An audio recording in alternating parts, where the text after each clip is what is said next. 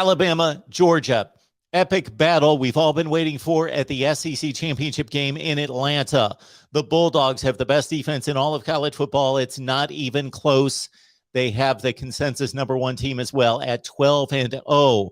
Alabama, though scuffling at times, 11-1, Western Division champs at number 3 in the college football playoff rankings. Who will win it? Well, the common opponents say this. Like the video, share the videos out on social media, subscribe right here. Best discussion, debate, and analysis because of your participation, your engagement. So please lock it in during bowl season and college football playoff time in particular. Let's get right to it. Let's match up the 4 opponents that both Alabama and Georgia faced in the 2021 season. Georgia-Auburn. I'm going to put these games in order of what I see as the most significant matchups. Because Alabama just played Auburn, it is the most valid set of data points and performance on the field. And then the Georgia-Auburn game was a pretty decent matchup, at least for the way Georgia is annihilating just about everybody. At least the Tigers stood up to the Bulldogs physically. Georgia won it handily, though, 34-10. Stetson Bennett, 231 through the air, 2 touchdowns, no picks. Ladd McConkey had a nice game for the Dogs, 5 catches for $135 and a touchdown. Zamir White, 18 carries, 79 yards, and 2 touchdowns for Georgia. The Dogs sacked Bo Nix 4 times. Auburn could only get the ground game going for 46 measly yards on 29 rushing attempts. That's 1.6 yards per carry, and one of the best backs in the SEC, Tank Bigsby, only 10 carries for 28 yards. Georgia dominated the second half and pulling away from Auburn 34-10. Much different story for Alabama. They were fortunate, and they came through in clutch time on the Plains to pull out a 4-overtime win against Auburn after trailing for much of the game and losing in the fourth quarter 10-0. Bama 24, Auburn 22. Auburn led again 10-0 as late as the 8-minute mark in the third quarter, and Auburn led until 24 seconds left in the game when Bryce Young threw the game-tying touchdown to Ja'Cory Brooks to send it into overtime. That culminated a 97-yard drive. Bryce Young coming of age, showing again his worth, his clutch play.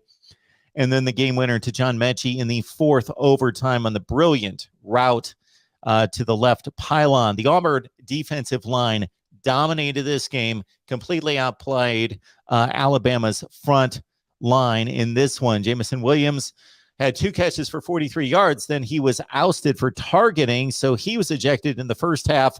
Fortunately, that will not impact the SEC championship game. Brian Robinson left the game early as well after running 15 times for 64 yards. Tank Bigsby, the Alabama Crimson Tide, locked him down. 29 carries for 63 yards for Tank. TJ Finley hobbling along on one leg for this entire game was ineffective against Alabama, allowing the Tide to come back in the fourth quarter. The big play of the game was, of course, Tank Bigsby running out of bounds on a 2nd and 10 play in which he almost gained the first down. He ran to the left sidelines, broke free for a first down that would have basically iced the game, but unfortunately ran out of bounds. Unfortunately for Auburn, that cost them 40 seconds of game time. That allowed Bryce Young, with about 90 seconds left on the clock from his own 3-yard line, to take the Tide down the field, not the game at 10. The tremendous pitch and catch between he and Brooks was a thing of beauty with 24 seconds left to play. Bama pulled out the Iron Bowl to keep their playoff hopes alive, 24-22. How about the Arkansas matchup? Again, Georgia pummeling the Hogs 37-0. A week after Arkansas looked so impressive against Texas, they go to Athens and they were shell-shocked. They faced the crowd, they faced the defense, and they looked like a deer in headlights. So Georgia just took this game away from Arkansas early and just were the dominant force in this one. And Arkansas, again, did not look prepared for the moment, for the stage. This was a complete beatdown. Arkansas was stunned. They couldn't run their offense. And Georgia, in these first 2 big games of the season against Clemson and Arkansas were not just statistically dominant, but you had to watch it for yourself to see the Dogs just blowing up plays in the backfield on a regular basis, not even allowing the Arkansas offense, in this case, to get the offense going to start to run the play. They didn't just stop the plays. They pushed guards in the backfield. They wrecked the place. Outrushed Arkansas 273 to 75. Zamir White had 2 rushing touchdowns. KJ Jefferson had his least productive game by far this season. He's had a great season for the Hogs as they have marched on to an 8-4 record. But on this day, Arkansas crushed at Georgia 37-0. Well, just a few weeks ago, Arkansas went to Tuscaloosa. Usually a difficult place to play and usually a place where Arkansas gets stomped, as they have by multiple scores 5 consecutive times and losing 15 straight to the Tide. But once again, Bama had to survive 42-35.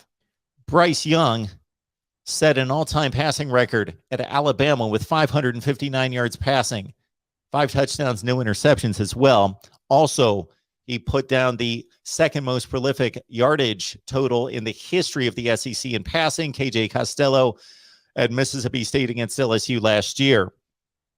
Jamison Williams, his number 1 target, 8 catches for $190 and a touchdown. Make that 3 touchdowns for Jamison Williams. A touchdown by John Mechie, who caught 10 for 173, as Bama amassed 671 yards of total offense, but they needed all of it to hold off the Hogs, who were still in the game until they kicked an onside kick out of bounds with 1:02 left on the clock. KJ Jefferson threw for 326 yards and 3 touchdowns. Bama gave up 10 of 19 third down conversions in this one, and third and fourth down conversions for Arkansas, 10 of 19, as Bama hangs on to defeat the Hogs 42-35. Now let's look at the matchups against Florida, and once again we see a theme.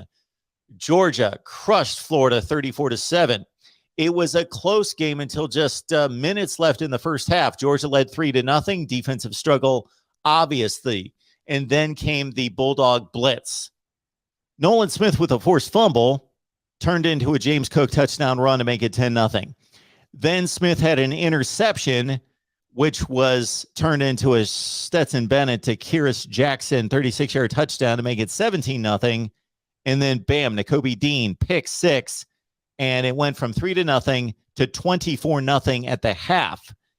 And this represented the most scoring in less than 90 seconds at the culmination of a half going back to 2015 in Boise State against Utah State.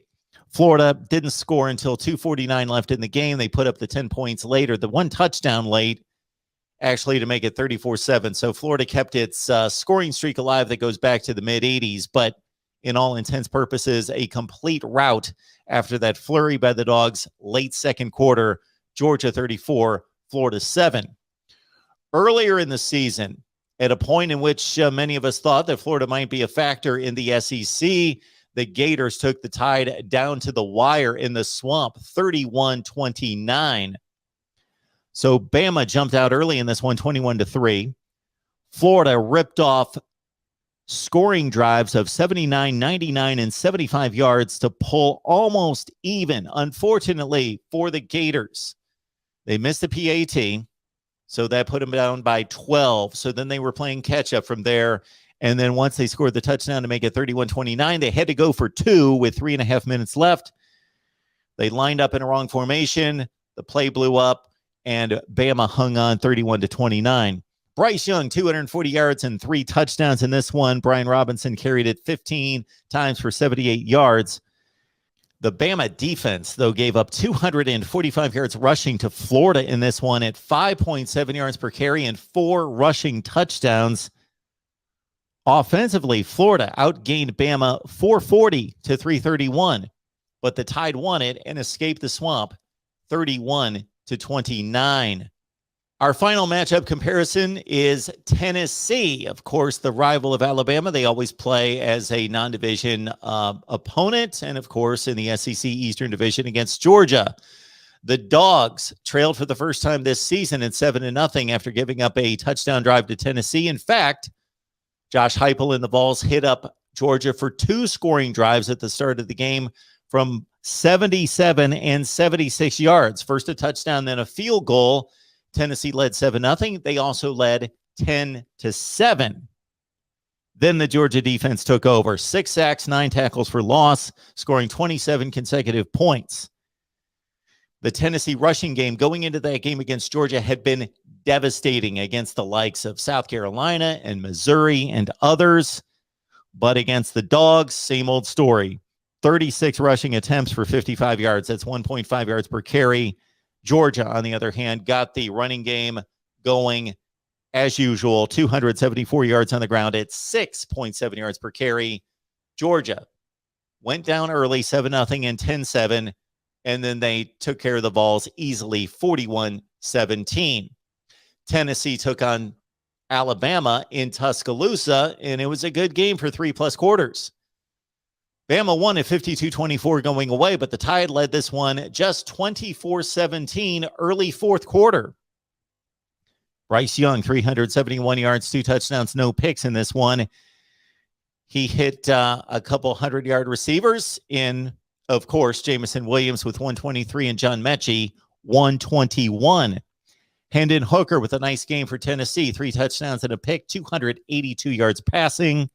Tennessee, though, could not run it against the Tide. 27 carries for 65 yards, just 2.4 yards per carry. Bama dominated on the stat sheet. 33 first downs to 10 for Tennessee. Also, third down efficiency, Bama 15 of 20. Tennessee 2 of 13.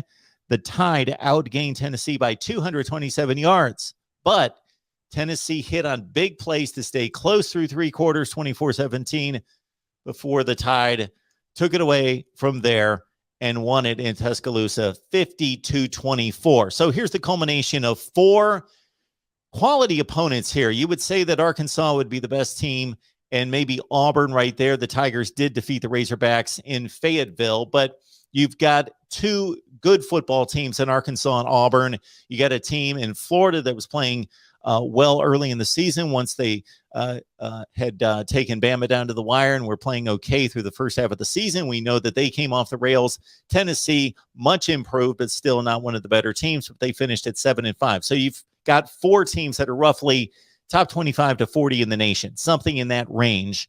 And Georgia just played so much better against them than Bama. Look at it. Georgia blew out Auburn. They controlled the game. They won 34-10.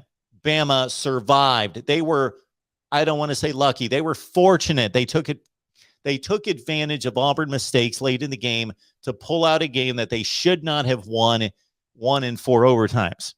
Georgia, Arkansas, Dogs blew them out 37-0.